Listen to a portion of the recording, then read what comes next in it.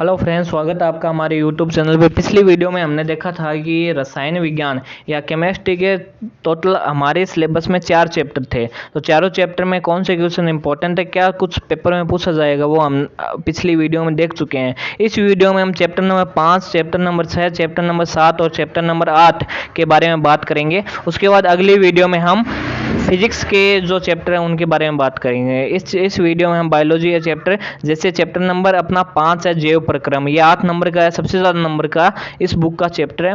अगला चैप्टर अपना chapter number 6 नियंत्रण एवं समन्वय 6 नंबर का है। जीवों में प्रजनन है वो 7 नंबर का, और आनुवांशिकता है वो 4 नंबर का है। तो इनके बारे में हम बात करेंगे। तो हमारा अब पहला चैप्टर है, मतलब 5वां, जैव प्रक्रम। जैव प्रक्रम में हमें सबसे पहले स्वयंपोषी और विषमपोषी में अंतर। स्वयंपोषी क्या होती है? जैसे पेड़ पौधे हैं वो सूर्य के प्रकाश की उपस्थिति में, तो ये प्रकाश संश्लेषण की अभिक्रिया है, ये तो इम्पोर्टेंट है। पूरी संतुलित रासायनिक समीकरण आपको याद करनी है, पेपर में ऐसे की ऐसे छाप कर आनी है। तो रंध्र की संरचना भी पेपर में पूछी जाती है। इसके बाद विषमपोषी, समपोषी और विषमपोषी मैंने बता दिया शुरुआत में। मनुष्य में पोषण कैसे होता है, अमीबा अपना पोषण कैसे करते हैं, एक कोशिकीय कोई 2 जीव का नाम पूछे तो पैरामीशिया और अमीबा। उसके बाद एंजाइम क्या होते हैं, एंजाइम के बारे में आपको पता होना चाहिए। श्वसन कैसे होता है, मानव में श्वसन कैसे होता है, एटीपी क्या होती है। उसके बाद अगर हम बात करें तो इस चैप्टर से हृदय इंपॉर्टेंट है। हृदय की गतिविधि और हृदय का नामांकित चित्र, हृदय का चित्र और इसकी गतिविधि कैसे काम करता है।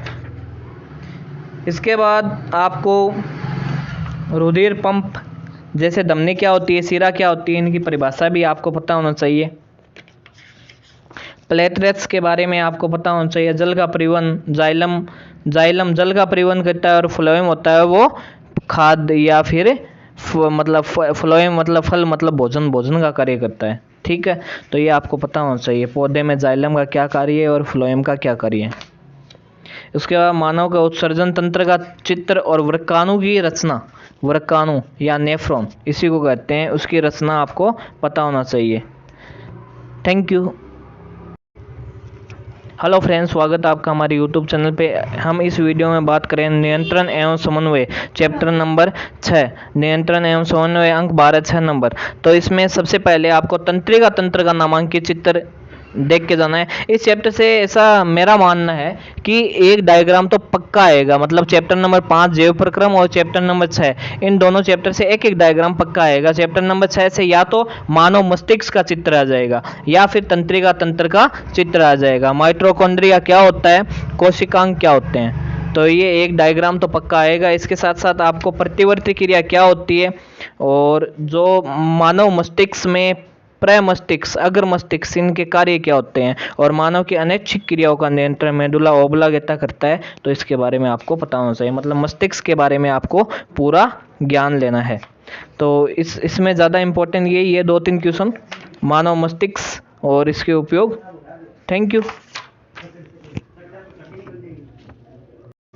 अगला चैप्टर अपना है जीव जनन कैसे करते हैं। इस चैप्टर में अंक 12, 7 नंबर, जीवों में प्रजनन, 7 नंबर का ये चैप्टर है। तो इस चैप्टर में इम्पोर्टेंट वही है, अमीबा में द्विखंडन, अमीबा और हाइड्रा में मुकुलन। हाइड्रा में मुकुलन इसमें पूछने की संभावना है। पुनरुत्थ भवन क्या होता है, जैसे छिपकली में पाया जाता है।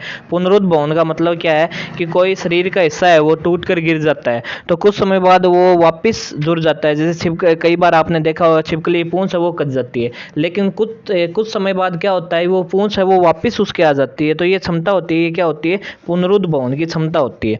उसके बाद हम बात करें बीजाणु समागम क्या होता है, उत्तक संवर्धन क्या है, उसके बारे में आपको पता होना चाहिए। लैंगिक जनन और अलैंगिक जनन के बारे में पता होना चाहिए। लैंगिक जनन में आपको ये एक डायग्राम है, पुष्प में अनुदैर्ध्य काट, पुष्प का अनुदैर्ध्य काट का डायग्राम है, वो आपको देखना है। उसके बाद नर जनन तंत्र है, मादा जनन तंत्र है, वो एक बार देख लेना। और नर से कौन से हार्मोन स्रावित होते हैं, मादा से कौन से? मादा से 2 हार्मोन स्रावित होते हैं, प्रोजेस्टेरोन और एस्ट्रोजन, और नर से टेस्टोस्टेरोन। फिर होता है रोग। रोग में HIV एड्स, इसकी फुल फॉर्म क्या होती है?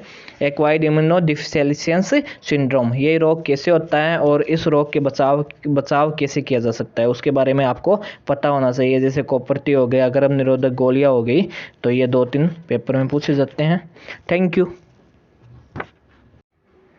अगला चैप्टर अपना अनुवांशिकता। अनुवांशिकता का अंक 12 4 नंबर, तो इसमें से छोटे क्वेश्चन ज़्यादा आएंगे। 4 नंबर का चैप्टर है।